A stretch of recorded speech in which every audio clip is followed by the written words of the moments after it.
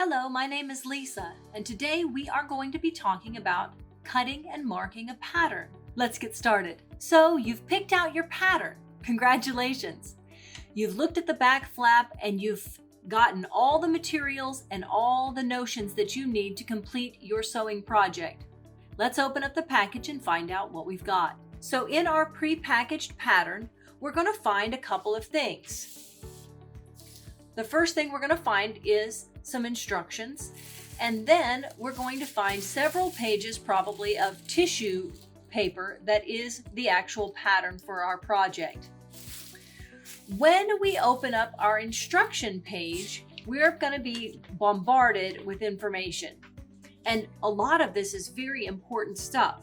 The first thing you're going to see on this particular pattern is an image of the finished garment. Down here, I'm going to see a pictorial layout of all of the pattern pieces that I'm going to find on my tissue paper patterns a little bit later on. At the top, I'm going to find what this particular pattern manufacturer is using for their markings on their patterns and what those symbols mean. For example, when I see on this pattern, a line with arrows on each end is indicative of this pattern of a grain line. That's pretty typical on most patterns that you're going to find. This double-edged arrow or double-pointed arrow is going to mean a grain line. Well, what in the world is a grain line, you might ask? Well, let's just slide down here to the cutting diagram or the cutting layout, and I'm going to show you what I mean. So when a piece of fabric is woven or knitted on a loom at the manufacturer, the sides of the piece that are fixed, in other words, those are the edges of the fabric that indicate the width of the fabric, could be 44, could be up to 60 inches wide. Those edges along the sides that are not woven, those are called the selvage edge. In other words, those are the edges that have no give at all. That's the edge of the bolt of fabric. They're not going to fray, they're not going to unravel. Those are the selvage edges. So when I'm looking at my cutting diagram, they have me fold this fabric, and I'm folding it so that I've got a selvage at the top and a selvage at the bottom. So let's just say if this were my piece of fabric and I've got 1.25 yards, this edge and this edge are my selvage edges, and I'm going to fold the fabric selvage to selvage, and I'm going to lay out my pattern pieces along this edge. This selvage edge, or these I should say, because my pattern is folded, these selvage edges now are running parallel to the grain of my weave of my fabric. So when it was originally woven, it was woven side to side as this is, and the grain line is running then up and down or parallel with the selvage. So those are a couple words that we need to know when we're laying out our material, because the way that you cut a piece of fabric, whether you cut with the grain or cross grain or on the bias, will determine how that fabric is going to behave when it's on the body. Things that we don't want to have any stretch at all, we cut on the grain or parallel with the selvage edge. So you'll notice that several of my pieces that I'm cutting out here are running in parallel with the selvage. Let's just take a look at this piece on my paper pattern. So when I get my paper pattern unfolded and I look at it, I see all these wrinkles and curves and bumps. I'm going to take this to my ironing board, and I'm actually going to iron my tissue paper. I know that sounds a little bit crazy, but using a very low heat iron, I can make this pattern very flat. Then after it's nice and flat, I can get a good read on things that I'm going to need to mark on this pattern as I'm laying it out on my fabric.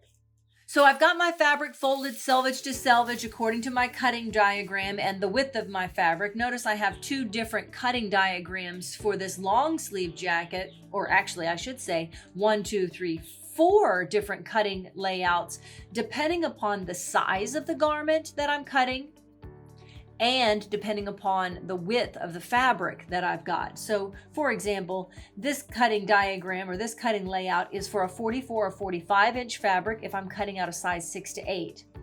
This is the same width of fabric, 44 to 45 inches, but in this case, I'm cutting out pattern sizes 10 through 16.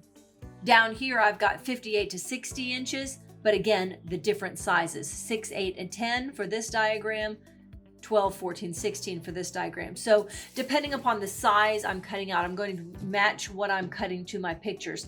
I often use removable tabs for this. I'll look through my pattern first. I'll look through this page, my cutting layouts, and I'll put a tab on the picture that is what I'm cutting out. Helps me to stay focused with all of this bombardment of information. So now that I've got my cutting layout and my fabric laid out the way that I'm going to place my pattern pieces, and I've got my pattern pieces pressed so they're nice and flat, I'm going to go ahead and cut out my pattern pieces. Now you may want to know what pieces I'm cutting out and which lines are important. Well, short answer is they're all important, but when I'm cutting out my pieces, I want to detach them from one another.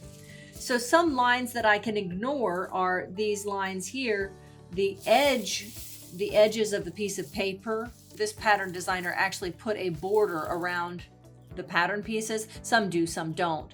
But I can ignore this line safely.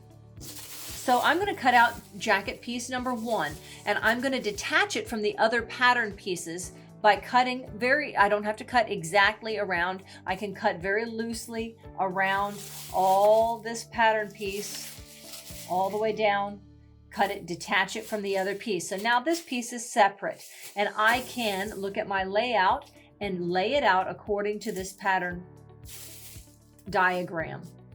Notice that my piece number 1 is lying this way when I cut it out. And also notice on my piece, I've got, look, my double-edged arrow, just like I saw in my legend.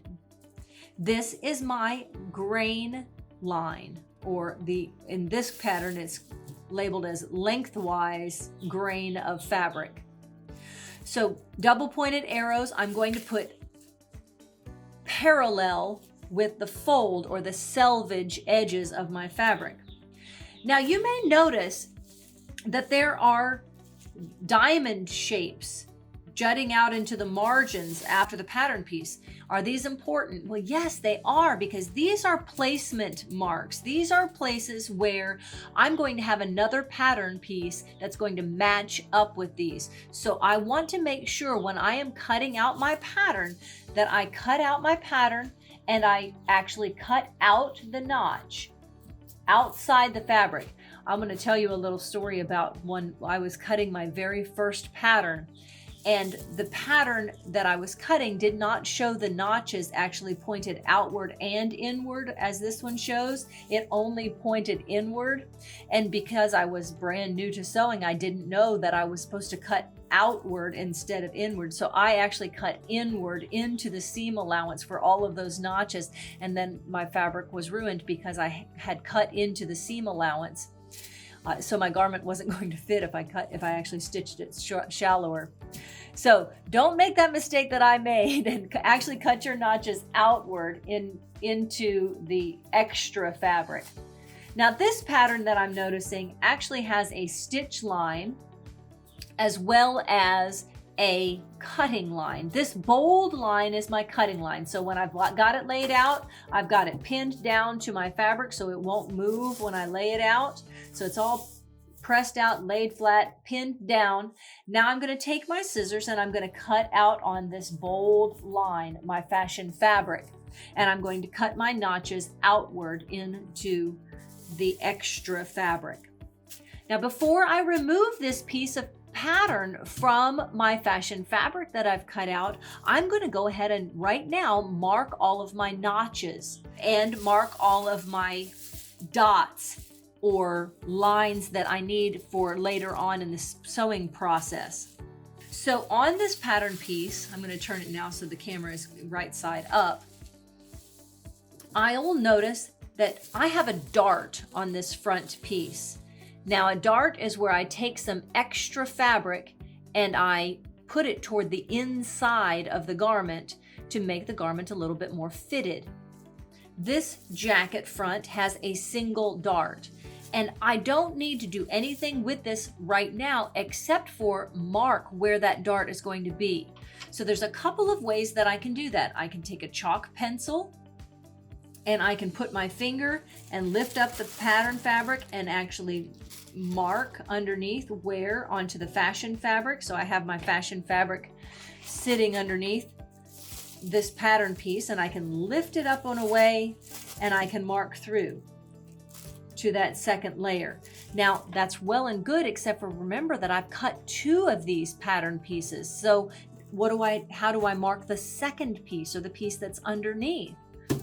What I like to use is a technique called tailor's tacks, where I take a threaded needle of 4 or 5 threads of a contrasting color. So say I'm cutting out a blue jacket front, I'll maybe use a white or a light colored thread for my tailor's tacks. And I will thread a needle and I will pierce the fabric, all the layers, and the pattern piece through all the layers, and I will sew 1 single stitch down and up. And I will cut off that thread very long, so about an 1.5 inch length of thread. Then when I pull my pattern piece off, I'm left with that dangling thread through both pieces of fabric. I can then gently peel up another layer and cut that thread, and now I have that same mark marked in the exact same spot on both pieces of fabric. And I'm going to do that for every dot that I see on this pattern. So I see this dot, and I see 2 dots here on either side of this dart, and I see another 2 dots on either side of this dart, and I see a dot over here that's going to match with my armhole seam. And I think those are the only things that I need to mark. Oh, I might notice that this notch is actually a double notch, and I wouldn't cut these out individually, like this triangle and this triangle. What I would do is just cut out one long shape, and that will be enough indication for me that that's that double notch that I'll need to match up a little bit later. So I've often been asked, when I'm cutting out a pattern, do I use scissors or do I use a rotary cutter?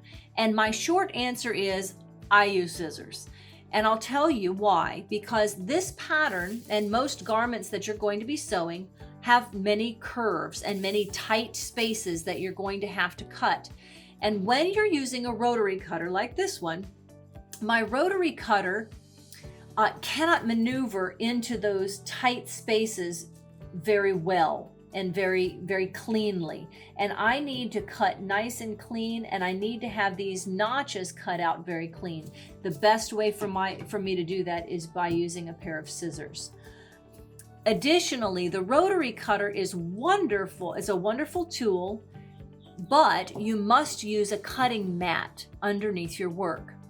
And many of the pieces that I am cutting out are bigger than the rotary mat that I have available. I actually have the largest cutting mat that I could find, which is a 3x4 foot cutting mat, but it's still not often big enough to put an entire jacket, men's jacket front, or an entire skirt front on. And so I would have to move the pieces to get the rotary cutter underneath. I've just found it much more convenient for me to use scissors in cutting out all of my patterns.